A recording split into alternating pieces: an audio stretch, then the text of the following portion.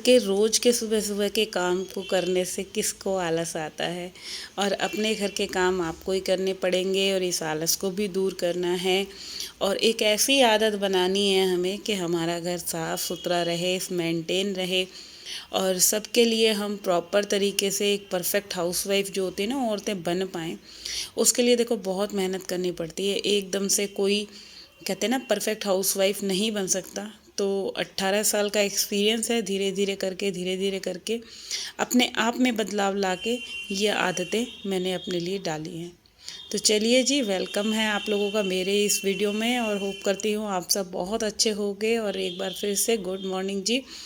तो जी आज दिन है, सुबह के बज रहे हैं 7 और थर्सडे मॉर्निंग है। हाँ, थर्सडे मॉर्निंग है, सुबह के 7 बज रहे हैं और अभी मैं वीडियो स्टार्ट कर रही हूँ क्योंकि बच्चों को जाना है स्कूल, दोनों को ही जाना है, कार्तिक को और डुग्गू दोनों को जाना है। तो उन्हीं के लिए मैं नाश्ते की तैयारी कर रही हूँ।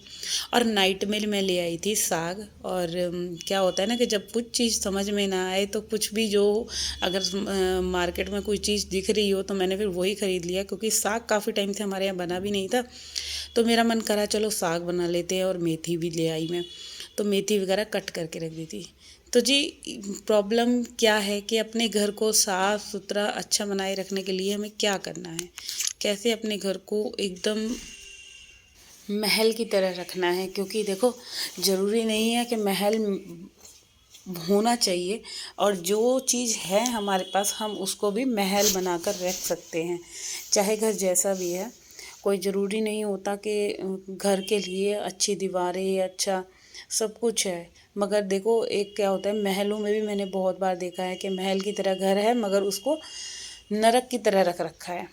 होता है ना ऐसे, बहुत से घर हाई फाई घर होते हैं, अच्छे खासे होते हैं और उधर सफाई बिल्कुल नहीं होती। और बहुत से घर छोटे से भी होते हैं, वो किसी स्वर्ग से कम नहीं होते, किसी महल से कम नहीं होते। तो ये बात होती है कि आप किस तरह से अपने घर को रख रही हो। कोई ज़रूरी नहीं है कि आप घर का काम कर रही हो तो ये हो जाता है कि भाई क्या है घर संभालती हैं। मगर ये किसी ने नहीं देखा कि घर संभालना एक कितना टफ़ काम है, कितना मुश्किल काम है। आप ये देखिए कि आप तो नहा कर चले गए हैं, आप हाथ धोकर चले गए वॉश बेसिन में, आप बाथरूम यूज़ करके चले गए, आप बेडरूम से सो के उठ रहे हो, आप ऐसे ही सो के उठ के चले गए। मगर उसके बाद क्या है कि आपकी बेडशीट ठीक करनी है, पिल्लो जहाँ पे रखे थे वहाँ रखने हैं, जो डोरमेट बिछा है उसको रोज़ झाड़ना है, डस्टिंग करनी है, कपड़े यहाँ वहाँ फैले होते हैं वो समेटने होते हैं। ढेरों काम हैं घर को संभालने के, समेटने के। मैं तो यहाँ तक कहती हूँ कि अगर औरत ना हो घर में तो शायद घर घर नहीं रह सकता।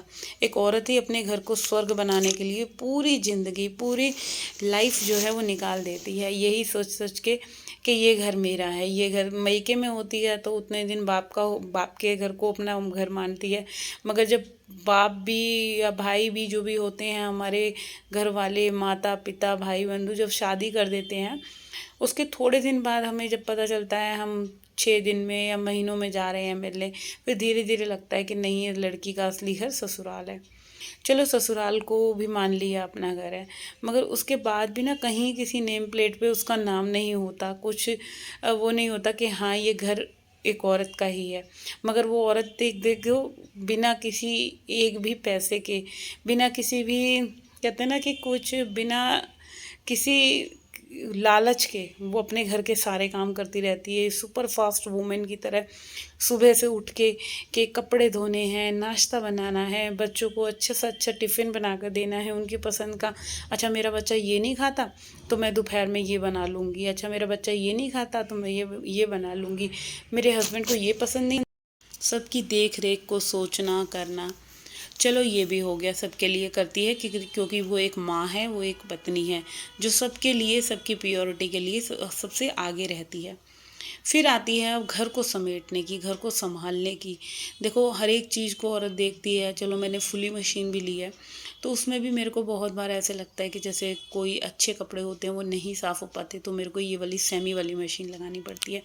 मगर क्या है कि आप जितना मर्जी सबके लिए सोचते हैं हम लोग, मगर जब हमारे लिए कोई नहीं सोचता तो हमें दुख होता है। वो ऐसा ही होता है ना हर एक औरत के लिए।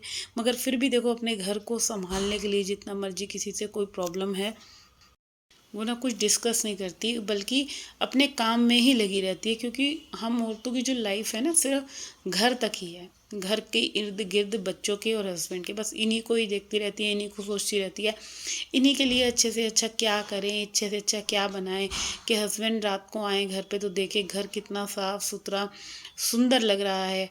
तो ये होता है ना हर एक चीज़ के लिए। अच्छा, घर की क्लीनिंग का क्या है, कोई सा भी एरिया आप ले लो, कोई सा भी पार्ट ले लो, हर एक चीज़ को ऐसे रखना कि अपनी जान से भी ज़्यादा अजीज करके। कहते हैं ना घर को बनाने के लिए कितनी मेहनत और कितनी लगन चाहिए, वो एक औरत के दिल में होती है। वो अपना घर समझ के सारी चीज़ें ये सोचती है, ये मेरी चीज़ है, ये मेरी चीज़ है। उसको इतना केयर से क्लीन करना, इतनी केयर से रखना, चाहे कोई सी भी चीज़ है, चाहे उसका मेकअप का सामान है या अपने किचन का या अपने बेडरूम का कोई भी सामान है, हर एक सामान को उठा के संभाल के इतने प्यार से रखना, इतने ढंग से रखना। और इसी में जो है जी मेरी पूरी ज़िंदगी जो है अभी तक जो जी है, 18 साल मेरे कंप्लीट हो जाएंगे अब। पूरे 18 साल कंप्लीट हो जाएंगे मेरी शादी को, और 18 साल में मैंने अपने घर को जहाँ तक जो भी मेरे से कोशिश हो पाई है अपना रूटीन अच्छा बनाने की, सुबह जल्दी उठने की, घर को संभालने की, अपने लिए टाइम निकालने की, घर की हर एक चीज़ को थोड़ा थोड़ा सा ऐसे टाइम दो कि सब चीज़ मैनेज हो पाए। तो जी कल है मेरी एनिवर्सरी, 18 साल कंप्लीट हो जाएंगे 17 तारीख को। और आप लोगों के प्यार और आशीर्वाद की बहुत ज़रूरत है। तो प्लीज़ एक बार जो भी मेरा वीडियो देख रहे हैं ना, तो प्लीज़ मेरी एनिवर्सरी पे मेरे को विश ज़रूर कर देना। तो जी चलिए, अभी जो है मैंने पूरा घर जो है वो क्लीन कर लिया है, कर रही हूँ, थोड़ा बहुत रह रहा है, चल रहा है सब कुछ। सबसे पहले मैं किचन में लगी थी, आज सरसों का साग बनाया है और मक्की की रोटी बनाऊंगी। यहाँ मैंने जिम से आने के बाद जिम गई थी ना, उससे पहले कपड़े धोए थे और आके ये बर्तन वॉश करे, बहुत सारे हो रहे थे नाश्ते वगैरह के, और फिर सारा काम जल्दी जल्दी जल्दी जल्दी ख़त्म करने के उसमें हो रही थी कि कहाँ से शुरू करूँ, कहाँ से ख़त्म करूँ। क्योंकि जो भी टाइम मेरे को मिलता है ना, मैं 1 मिनट भी बैठती नहीं हूँ। क्योंकि मॉर्निंग से सुबह जाने के बाद जब घर से जाती हूँ, उसके बाद आते ही मैं सिर्फ़ एक ग्रीन टी लेती हूँ और काम पर लग जाती हूँ। तो यहाँ पे मेरे को यही लगता है मेरा काम ना जल्दी जल्दी ख़त्म हो जाए, अच्छे से ख़त्म हो जाए। एक होता है काम पूरा दिन चलाना, कि आपका काम कितने टाइम में कितना हो रहा है, कहाँ से स्टार्ट कर रही हो।